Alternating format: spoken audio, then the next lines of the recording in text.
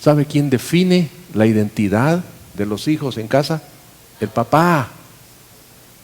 No los padres, el papá. El papá, diga conmigo, el papá. Entonces, como papá, uno tiene que ponerse los pantalones, hermano, y pasar tiempo con sus hijos. Y que ellos lo vean a usted modelar masculinidad.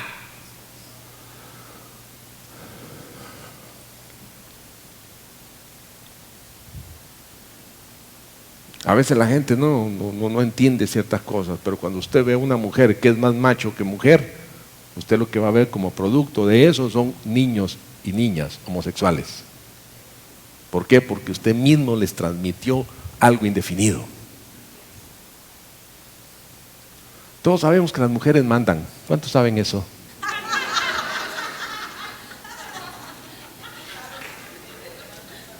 Mire, gracias a Dios, Dios nos ha librado de mujeres dictadores, hermano. Imagínese si los hombres dictadores son terribles, ¿cómo será una mujer dictadora, hermano? Eso va a ser... ¿Verdad? Entonces, cuando usted en casa, como padre, define a sus hijos, no es que usted diga, usted es hombre, usted es hombre, usted es hombre, usted es hombre, usted es hombre. No, es que te vean a ti. ¿Sabe por qué es el gran ataque a la familia? ¿Sabe por qué?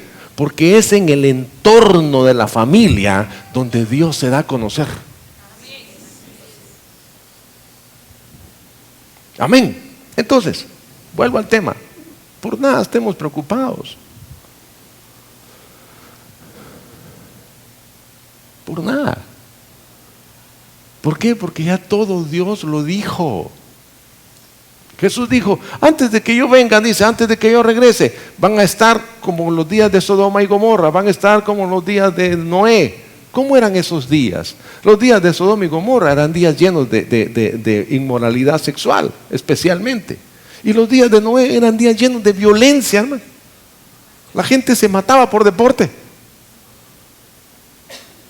No es eso lo que estamos viviendo. Entonces, ¿qué quiere decir eso? Que el Señor ya viene. Entonces dice, cuando ustedes vean que estas cosas suceden, dice, levanten su cabeza porque su redención está cerca. Entonces, ¿nos vamos a preocupar? No. Como me dijo una vez un joven en un campamento, que alguien había estado hablando de las señales de los últimos tiempos y que el Señor ya viene y todo. Pastor, pero yo me caso en noviembre.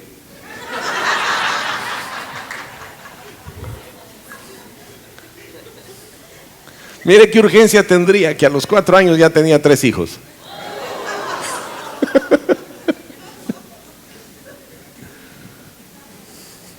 Vamos a ir a la carta a los Hebreos, capítulo número 3.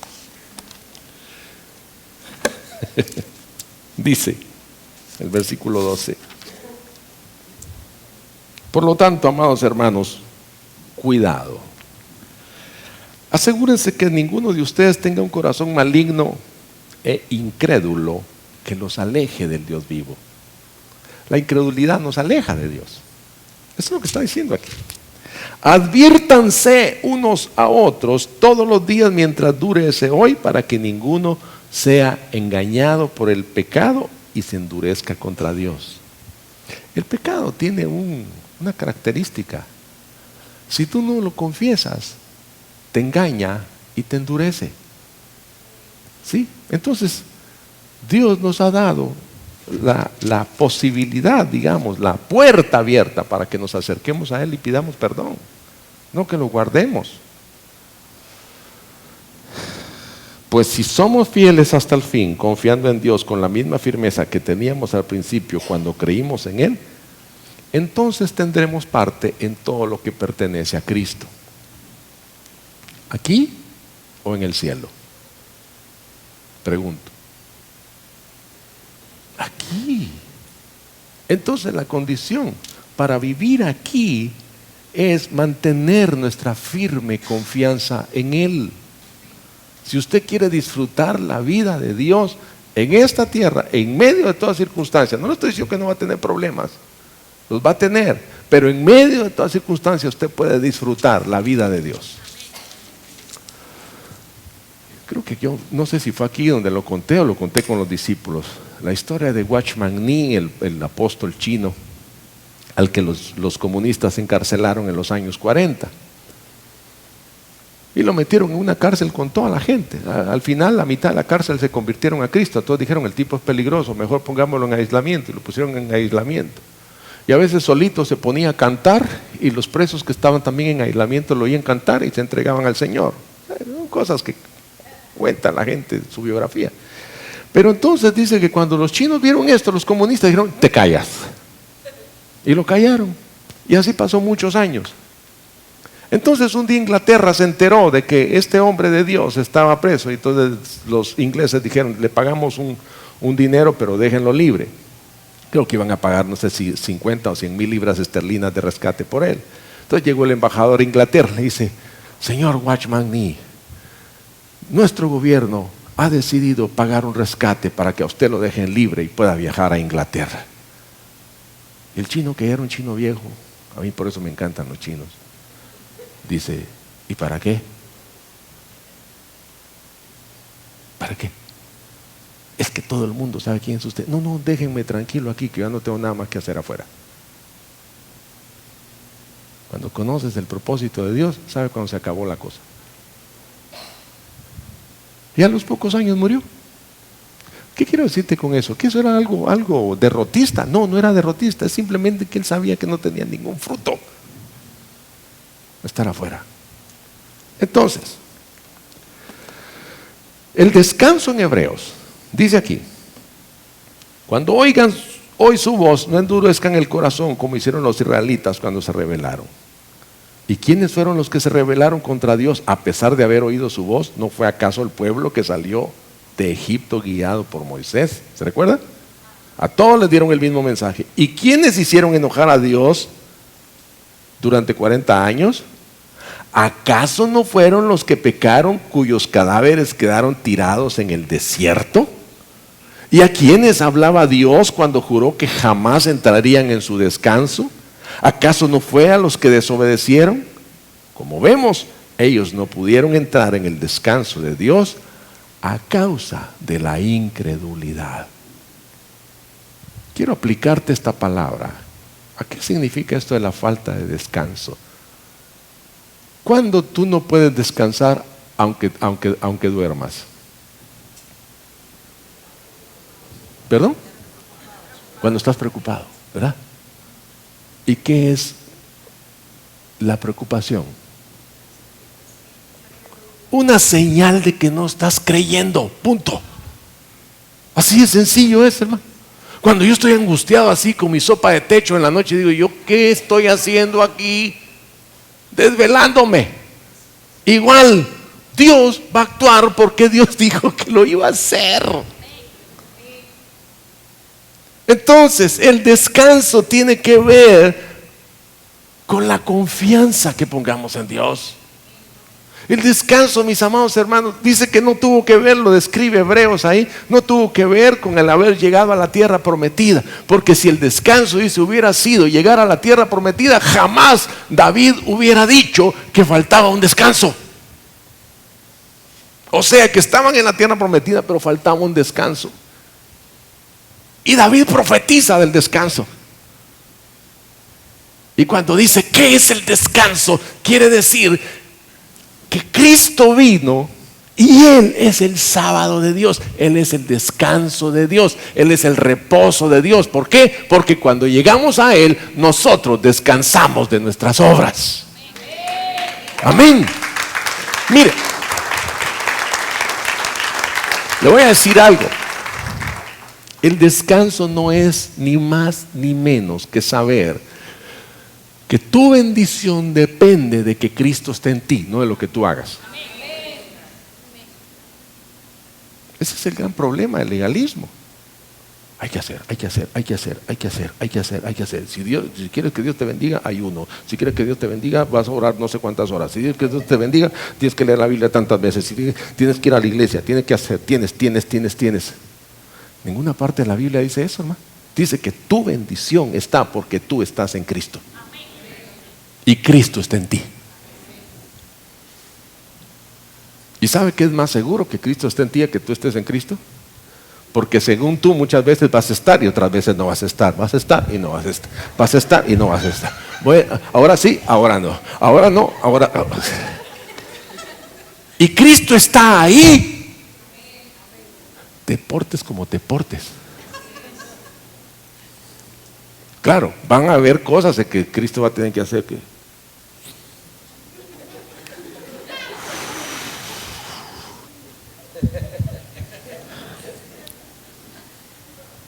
Pero ahí va a estar ahí. Tu vida sin Cristo no vale nada. Pero tienes que estar cierto, seguro de que Él está en ti. ¿Sabes cuándo lo notas? Cuando la riegas. Cuando pecas. Tú te dices, antes ni te pasaba eso, ¿no? Pecabas y te daba lo mismo. Por eso es que aquí dice, no dejes que el pecado te engañe. No justifiques tu pecado. Mejor confiésalo. Eso es todo lo que el Señor quiere. Dios quiere que vivas como se te dé la gana, solo que no peques. Sencillo, ¿verdad? Yo no sé por qué se ríen, pero esa es la realidad. Vive como quieras, solo no peques. Dice la Biblia, todas las cosas me son lícitas. ¿Pero qué? Pero no todas me convienen. ¿Quién define si te convienen o no te convienen? ¿Quién? Tú. A mí me da risa cuando oigo a gente decir, el Señor, ¿por qué me haces esto? No, tú te lo buscaste. Hay gente, mis amados hermanos, en la iglesia del Señor que por ignorancia le están echando el muerto a Dios de cosas que Dios no ha hecho.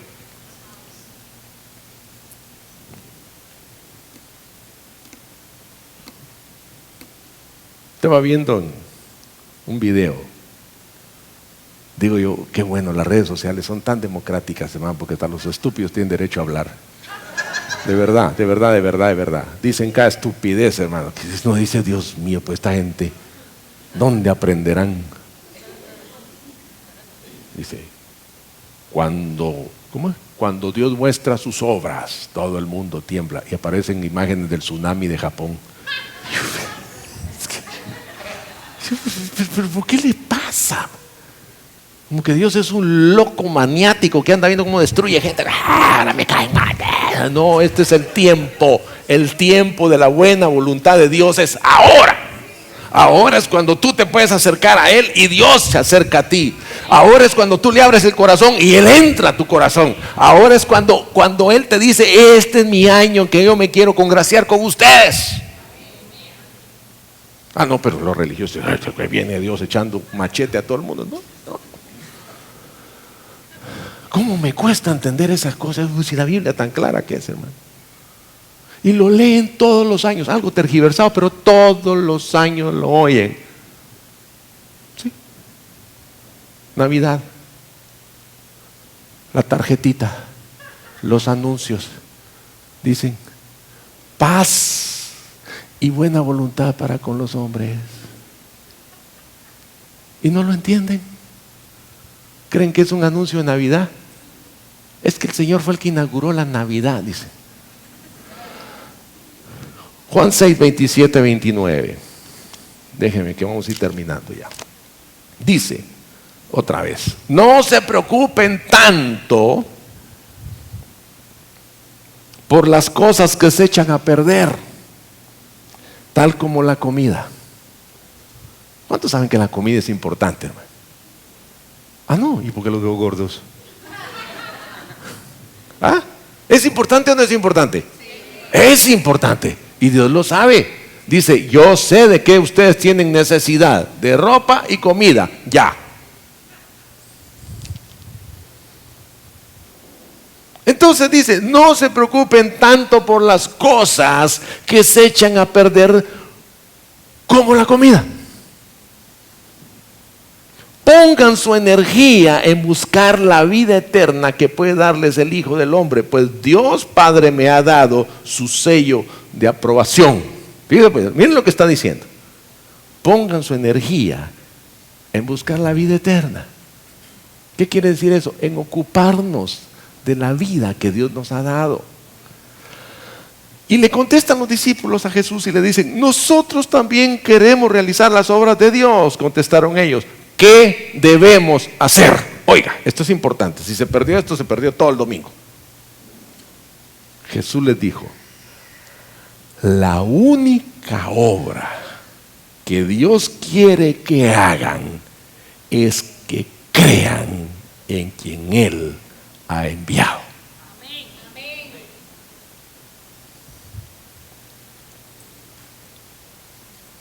Lo leemos otra vez.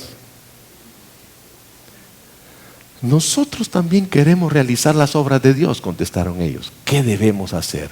Jesús les dijo: la única obra que Dios quiere que hagan es que crean en quien Él ha enviado. Que crean en quien Él ha enviado. ¿Qué significa eso? No es esa expresión inerte de yo creo. No. Tú crees a las palabras que Jesús ha hablado y las pones en práctica. ¿Lo vemos?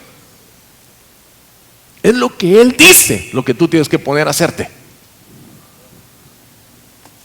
¿No dice en la Biblia que hasta los demonios creen? Dice, solo que ellos tiemblan si nosotros creemos en Cristo. Y hay gente que dice: sí, nosotros creemos, y viven preocupados. ¿Por qué? Porque no han creído en lo que Él ha dicho. Ok. Si crees, si confías en Él, podrás vivir en descanso. Déjame contarte algo. En el Nuevo Testamento, el verbo amar y sus derivados y conjugaciones se repite más o menos de 100 a 125 veces en el Nuevo Testamento. Pero el verbo creer y todas sus acepciones, 250 veces. ¿Qué nos querrá decir Dios con eso?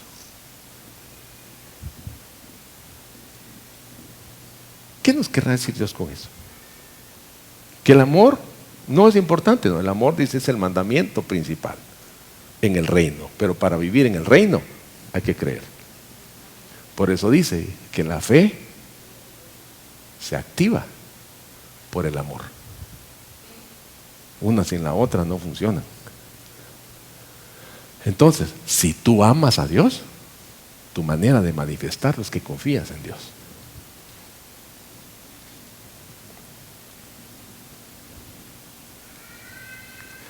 La Biblia no está centrada en la vida de la iglesia. La vida está centrada en la vida de Cristo en cada uno de aquellos que le creen. ¿Sí? ¿Por qué le digo esto? Porque mucha gente piensa que la iglesia es lo más importante que hay en este mundo. No, la iglesia es parte del reino de Dios. Para Dios lo más importante es su reino. Buscad primeramente el reino de Dios y su justicia, y todo lo demás será añadido.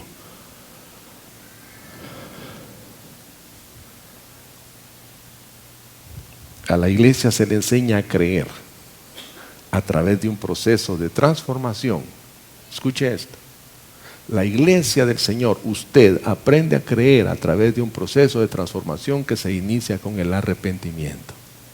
¿Qué significa arrepentimiento? Cambiar de la manera de pensar. No es solamente que usted llora: ay, qué malo fui, ahora quiero ser bueno, ahora quiero ser... No.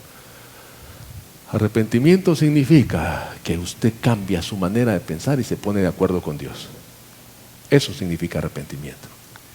El arrepentimiento significa cambiar de mentalidad, de una que piensa que haciendo cosas agradará a Dios, a una que me enseña que solo necesito que Cristo esté en mí para ser aceptado por Dios. Usted en Cristo ya es acepto, ya es aceptado. No tengo que hacer nada. Lo que había que hacer para que Dios lo aceptara a usted, lo hizo Jesús. Entonces, cuando usted le abre su corazón a Cristo, usted se vuelve alguien que se acepta a Dios. Amén. Ahora, en ese proceso de transformación, Dios me revela su voluntad. Y Dios quiere que yo en la eternidad la pase cerca con Él. Que lo vea a Él. Que tenga intimidad con Él. Quiero contarle una experiencia y con eso quiero terminar. A mí no me gusta mucho hablar de las experiencias que Dios me da porque mucha gente piensa que eso es doctrina. No es doctrina, es una experiencia que yo tuve. Usted no la tiene que tener. Se la cuento porque a mí me transformó.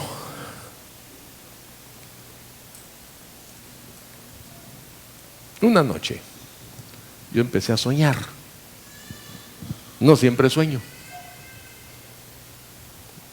Pero una noche comencé a soñar. Y de repente vi un gran teatro, amado. Un teatro enorme, enorme, enorme, enorme, enorme, enorme. Y yo veía que eran no miles, sino millones de personas que estaban sentadas en ese teatro. Era gigantesco. Pero yo estaba en una posición en la que a mí me quedaba una columna acá y una pared. Y entonces yo solo veía el reflejo del escenario. No podía ver qué estaba pasando en el escenario.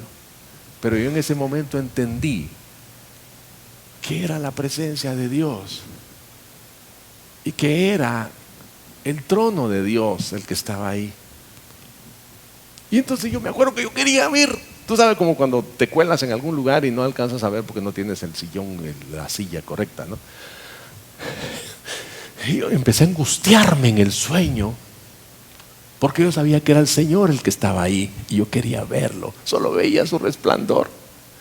Y yo veía el resplandor de la presencia de Dios. Yo decía, yo quiero verlo, quiero verlo, quiero verlo. Pero no podía pasar ni por la gente porque eran millones. La gente estaba así apretada. Y yo veía cómo se iluminaba el rostro de la gente que estaba frente al escenario. Y brillaban, hermano, por la presencia de Dios. Entonces yo decía, yo quiero ver, yo quiero ver, yo quiero ver. Y de repente dije, pero ¿por qué no puedo ver? Y oí una voz que me dijo, porque este es tu lugar. Y yo empecé a llorar. Yo dije, no puede ser que yo me pase la eternidad sin verte. No puede ser. Y empecé a llorar y a llorar y a llorar. Y así me desperté. Cuando me desperté, entendí por el Espíritu Santo que me dijo, mientras estés aquí, en esta tierra, esto puede cambiar. Y entonces entendí que muchas veces nosotros perdemos nuestro primer amor por las cosas de este mundo. Y empezamos a preocuparnos por las cosas que no tienen valor, como la comida, como el vestido. Y a darle más importancia a eso.